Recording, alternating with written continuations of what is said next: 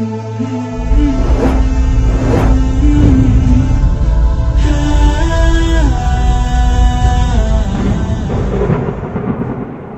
dunia sufi, Al-Hallaj mempunyai kisah tersendiri.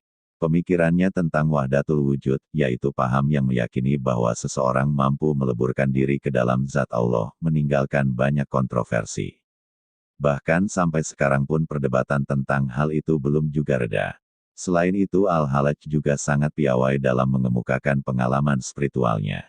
Ia bahkan cenderung ekstrim. Jargonnya yang terkenal Ana al-Haq, aku adalah Tuhan, masih terus menjadi bahan perbincangan yang tiada habis sampai sekarang.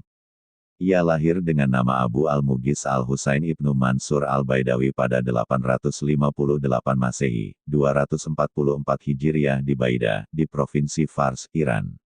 Masa remajanya dihabiskan di kota Tustar, belajar pada Sahal ibnu Abdullah at-Tustari, sufi besar yang terkenal di Tustar. Ketika usianya menginjak 18 tahun, ia pergi ke Basrah, lalu ke Baghdad. Ia berguru kepada beberapa guru spiritual, seperti Syekh Abdul Husain al-Nurim, Syekh Junaid al-Baghdadi, dan Syekh Amru ibn Usman al-Maki. Ketika berguru pada al-Maki itulah ia mulai mendapat pemahaman tentang wahdatul wujud, dan sejak itu ia banyak melontarkan ucapan-ucapan yang kontroversial. Padahal beberapa gurunya sudah berkali-kali melarangnya. Tapi sia-sia. Itu sebabnya ia memilih meninggalkan perguruannya di Basrah, dan kembali ke Baghdad. Di ibu kota Irak ini ia masuk kembali ke perguruan milik Syekh Junaid al-Baghdadi. Tapi di sini ia kembali melontarkan ucapan-ucapan yang mengungkapkan rahasia ketuhanan, walaupun sudah dilarang oleh gurunya. Meski bagi banyak orang dianggap nyeleneh, Al-Hallaj juga berdakwah. Bahkan ia tidak tanggung-tanggung dalam berdakwah. Misalnya berdakwah sambil mengembara, dari Ahwas, Khurasan, Turkistan, keluar dari Irak, sampai ke India. Hebatnya dimanapun ia berada selalu lulukan karena ilmu agamanya yang tinggi. Kepiawaiannya inilah yang menjadikannya mempunyai banyak pengikut yang belakangan disebut kelompok Al-Hallajiyah.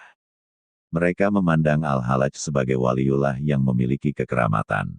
Dalam beberapa catatan sejarah disebutkan, Al-Hallaj adalah seorang sufi yang sangat tekun beribadah.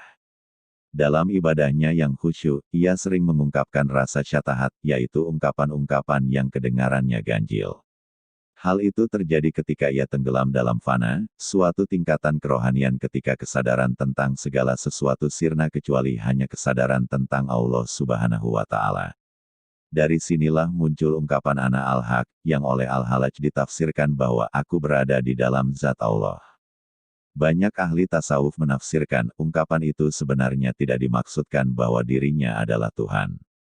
Hal itu tampak dalam sebuah pernyataan, aku adalah rahasia yang maha benar, bukanlah yang maha benar itu aku. Aku hanyalah satu dari yang benar. Maka bedakanlah antara aku dan dia.